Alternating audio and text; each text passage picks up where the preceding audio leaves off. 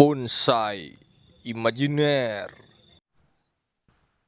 Assalamualaikum, jumpa lagi sahabat bonsai dimanapun Anda berada. Kali ini kita masih mentreatment konsep satu buah pohon dari bahan untuk menuju artinya mempercepat proses bagaimana pembentukan bonsai ini agar cepat jadi matang untuk tampilan. Baik, mungkin tidak usah berlama-lama, kita mulai saja eksekusi, mulai dari pembersihan cabang dan daun sampai ke pengurangan atau pemotongan cabang besar. Baik, kita lakukan dulu pemangkasan atau pemotongan pengurangan daun.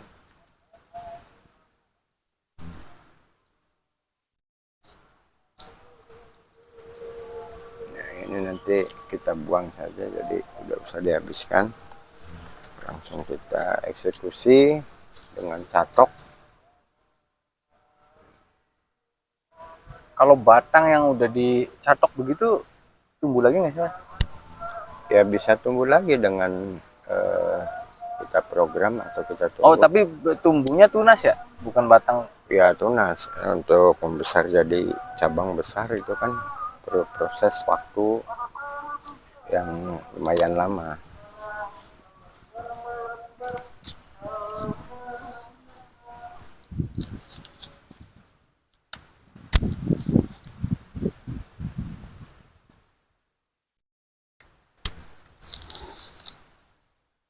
Dia udah punya gerak dasar, Master, yang akan diprogram ke gaya apa, Master, nantinya?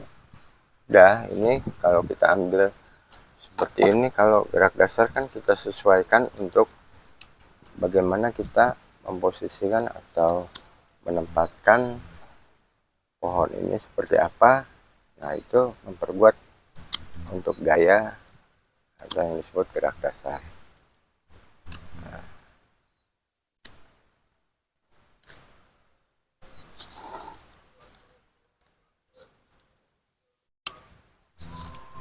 Jadi sebetulnya setiap pohon tuh ada gerak dasar awal ya, Master ya? Betul.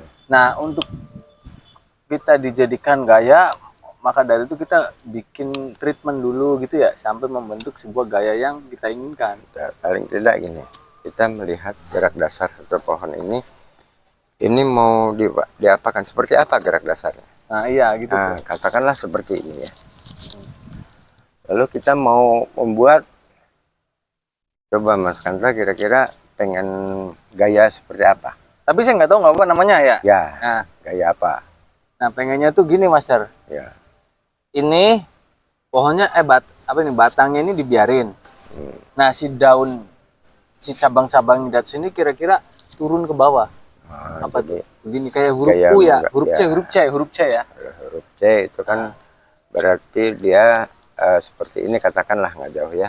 Ini slanting. Tapi nggak bisa ke bawah ya?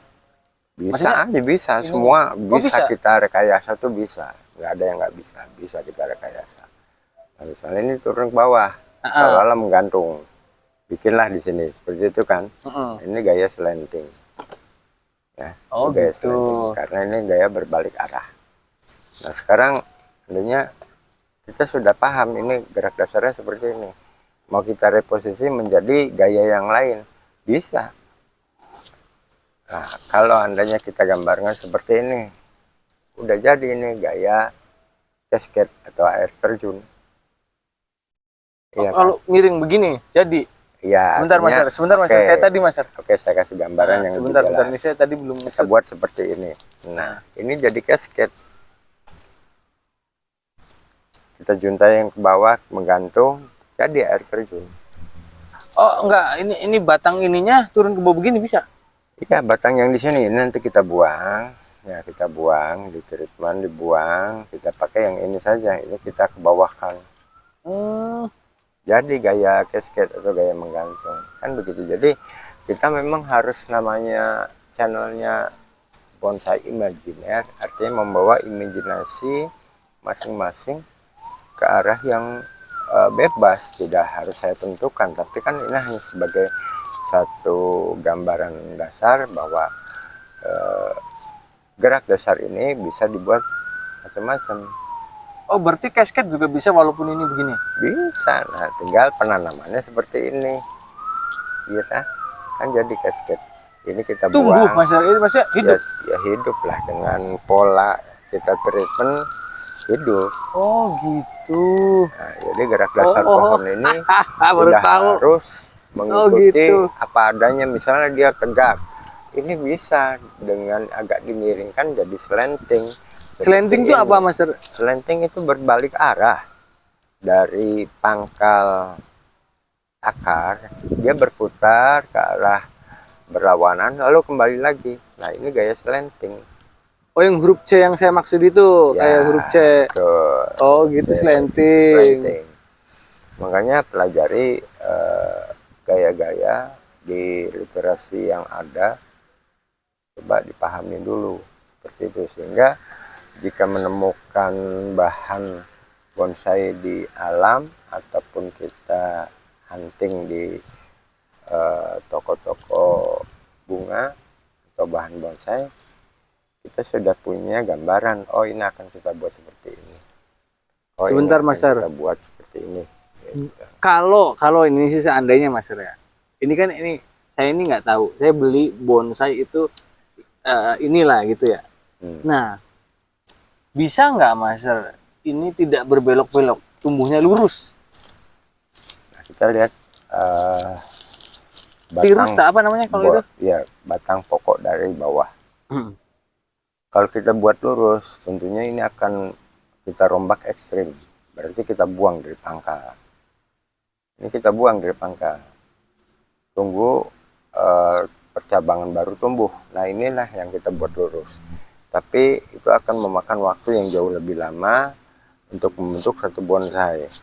Nah, maka saya sarankan kalau menginginkan bentuk yang lurus, cari saja bahan yang lurus. Oh gitu. Tapi Iya, kalau iya. kita sudah dapat nih berliuk-liuk seperti ini, nanti kita buat gaya ini aja lah, gaya informal, gaya berdiri, tapi dia agak berbelok-belok atau agak bergoyang. Nah, itu informal. Bisa seperti ini kita bikin gaya informal. Nah, ini kita tumbuhkan, untuk tangan-tangannya. Kalau bonsai, Master, nih ini pohon ini ya, bisa nggak, Master, kira-kira dibikin huruf abjad gitu? Ya, itu harus dibentuk dari mulai bahan. Nah, misalkan yang begini, Anta pengen nih huruf ini jadi huruf R gitu, bisa nggak, Bisa ya? Dengan proses itu semua, nggak ada yang nggak bisa, semua bisa direkayasa. Oh, ya. Tapi nggak mati nggak ya pohonnya? Ya, dengan teknik dan cara yang tepat tidak akan mati, tapi kalau caranya asal-asalan ya pasti matilah. Kira-kira seperti itu.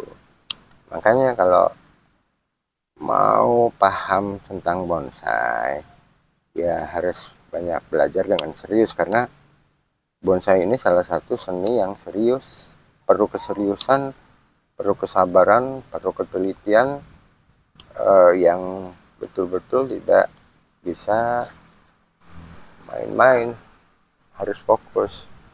Jadi kalau sudah fokus seperti ini, walaupun ya ini kan kelihatannya sepele lah, pada saat dulu kita belajar fokus, nggak ada yang main-main. Tapi kalau sudah kita memahami semua, sambil ngobrol santai pun kita sudah mengkonsep dalam kepala ini, oh ini buat seperti inilah, oh ini kita buat seperti ini. Nah, begitu kira-kira. Jadi sedikit demi sedikit kita harus mempelajari tentang bonsai, baik mulai prinsip dasar bonsai, lalu tentang karakteristik bonsai, tentang jenis-jenis bonsai. Banyak sekali yang harus kita pelajari di dalam seni bonsai atau seni membentuk tanaman bonsai. Nah, kalau udah ke batangnya juga kan termasuk apa ini namanya batang ini ya Mas Ria? Ya cabang. Cabangnya termasuk kecil, Ya. nggak perlu dikawat berarti ya Mas? Ya kalau itu kita kan melihat fisiknya aja. Kalau fisiknya masih terlalu kecil, biarkan dia agak kuat sedikit, supaya tidak terlalu sensitif, mudah patah. Biar agak tua dulu, baru kita lakukan pengawatan. Nah, kalau kita lakukan pengawatan dengan paksaan tanpa melihat fisiknya, ya akan mengakibatkan patah cabang atau putus. Nah, demikian pemirsa dan sahabat bonsai dimanapun Anda berada, menentukan dasar mengenai bonsai, bagaimana cara kita untuk memperkuat karakter satu bahan bonsai.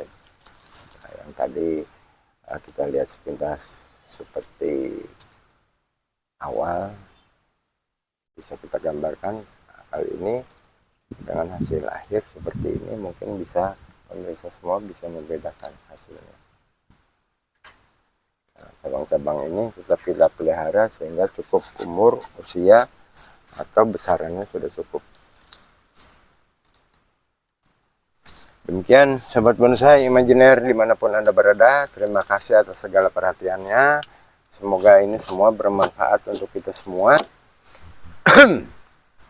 Tetap jaga kesehatan, tetap semangat, dan terus bahagia. Terima kasih. Salam satu hobi.